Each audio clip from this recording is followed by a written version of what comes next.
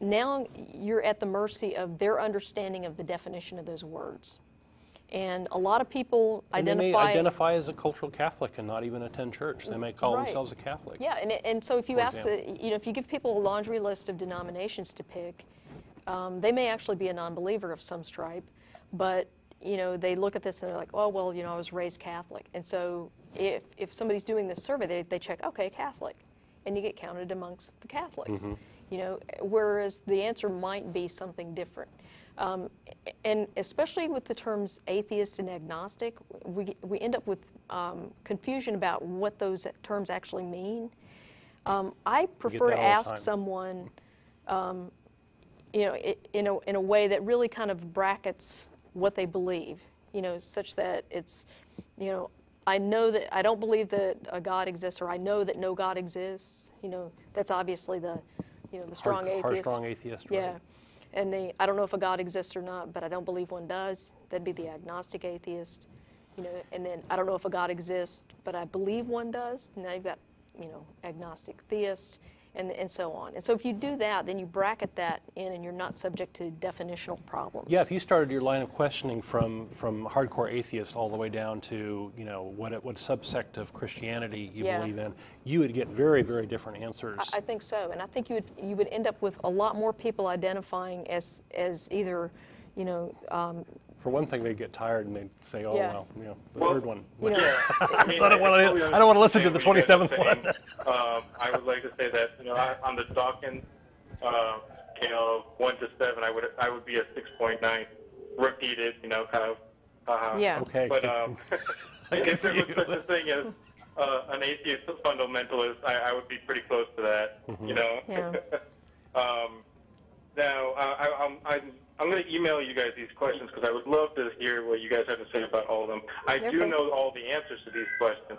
Okay. I think I'll leave you with one last question. Don't make work for us, okay? Because, send us your best stuff. Very interesting to get your perspective on what you guys. Okay.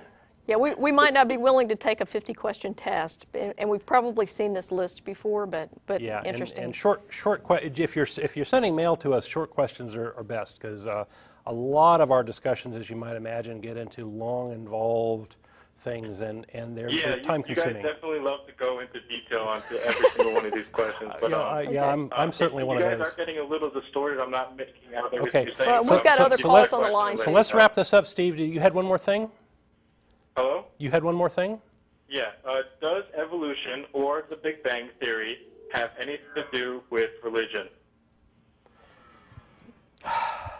It doesn't have anything to do with religion. Yes and no. I mean, other than it doesn't itself, I completely agree. I would say no. Evolution is biology, Big Bang is astronomy, and religion is neither one. Right.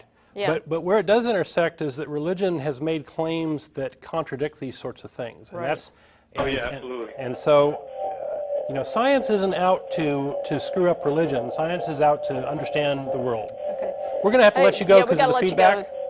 So thanks, Steve. Thank you.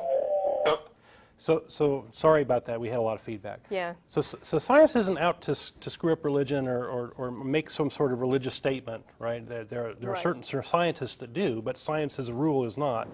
But when you have a religion that claims the world is 6,000 years old, or that God created all life on the planet, that is a claim, that is a testable claim that science can examine, and it's found out that those claims are false.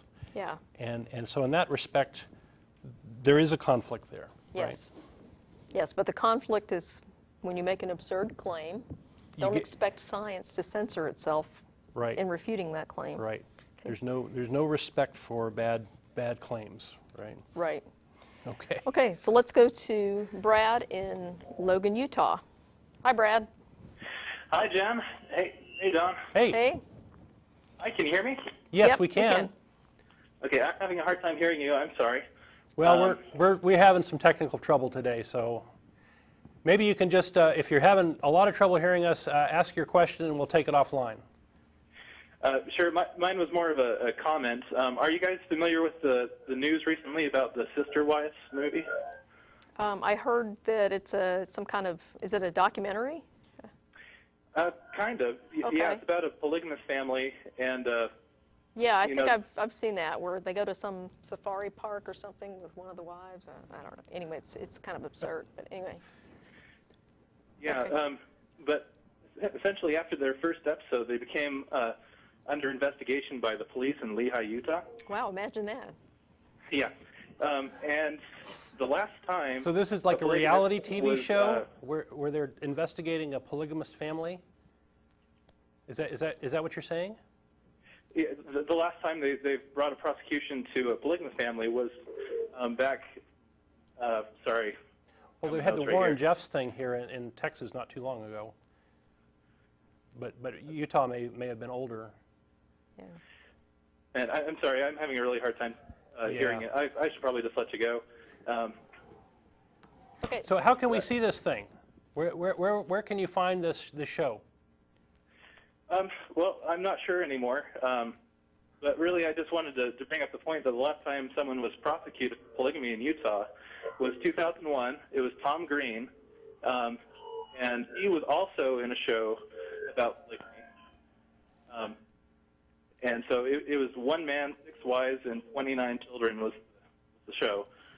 Wow.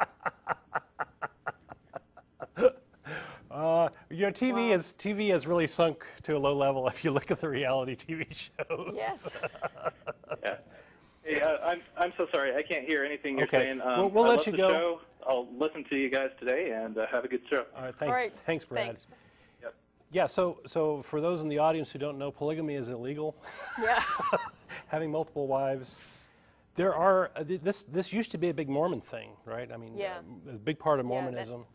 There's a fair amount of that in the Bible, but the Mormons, I understand, some of them still practice it, although they don't formally declare their wives, right? So they have all these women who have children that are on welfare, and they think that this is a good thing because they're bleeding the beast, right? They're bleeding the government.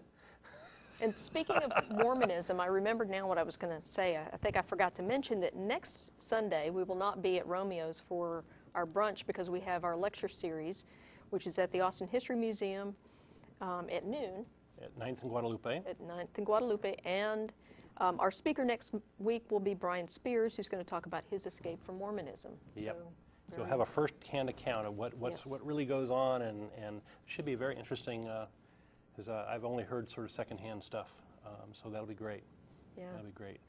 Yeah, and speaking of this show, Sister Wives, I did see something on the news about this previously, and I did think, wow, they're really kind of hanging it out there for some kind of prosecution for polygamy here. And I guess the way they skirt the issue is that they're married. They're legally married to one woman, and then all of their subsequent wives, it's just done in a church. Ah, I see. So it kind of. But I thought the religious people really like traditional weddings in churches. Yeah, and so, but the point is, it kind of goes to the whole Proposition 8, gay marriage ban, because they're saying that that they want to ban secular marriage, basically civil marriage. Well, it seems that way. But they're using the fact that they're only married legally to one woman to skirt the issue. So apparently, that church ceremony, it either counts or it doesn't. It's either a religious thing or it isn't. So you can't have your cake and eat it too. Yeah, they're kind of they're doing this. It's going both ways here. So. Religion is such an interesting topic, isn't it?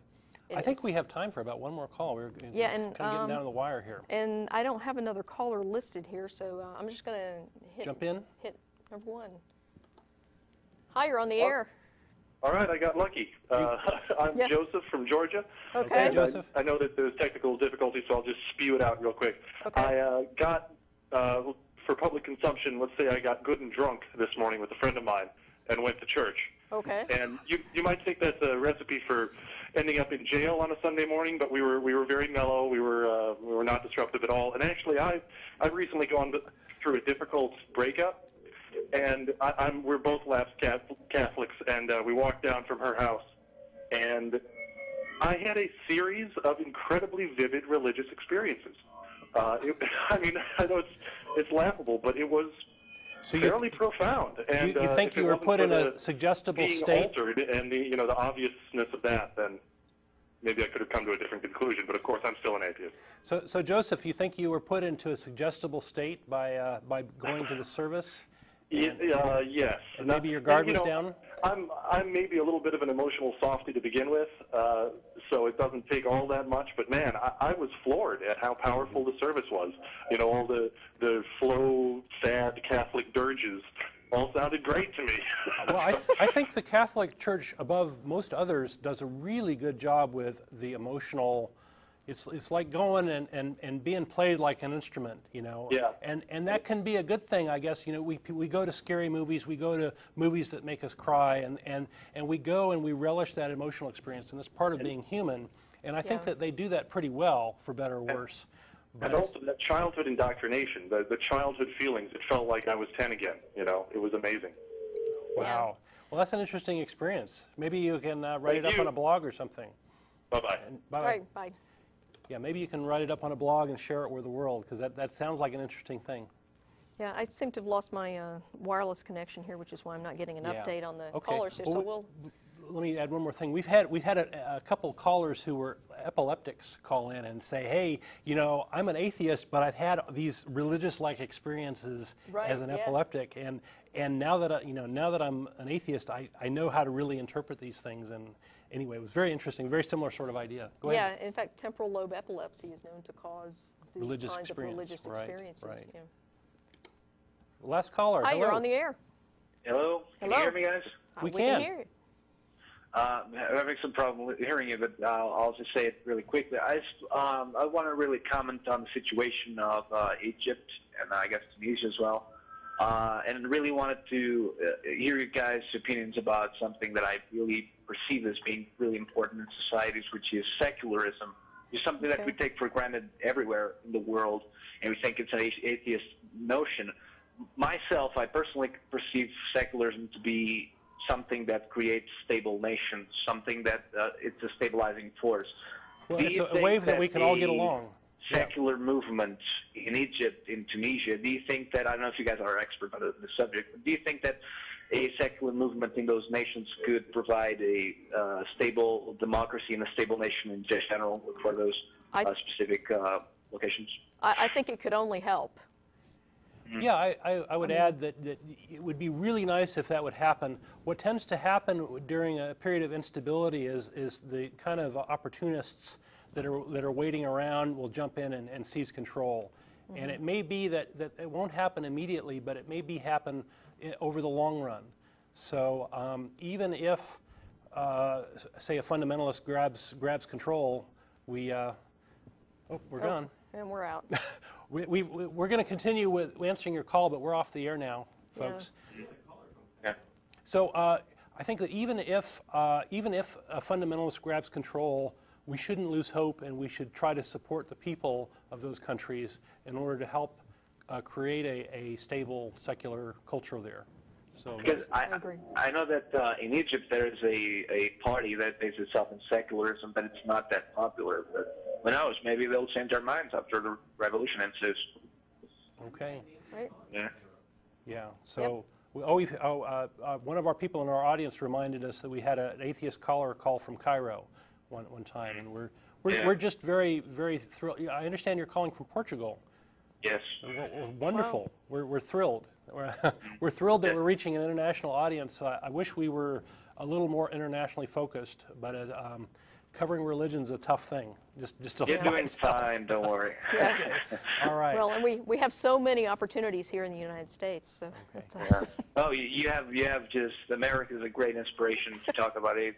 You guys are a great example of a nation that is based in freedoms, but sometimes when it talks about religion, it's like a they don't really want to. Well, they believe freedoms don't apply to it. You have to be. It's a Christian nation, and whatever. Well, we have some lofty ideals, and it's a challenge to live up to them, I think. Yeah, I think so. Well, thank you very much for your call. I think we got to wrap up here and pack up the studio, but we appreciate you calling. Okay, and I appreciate your show, guys. Okay, you guys thank do you. a great job. Thank you. Bye.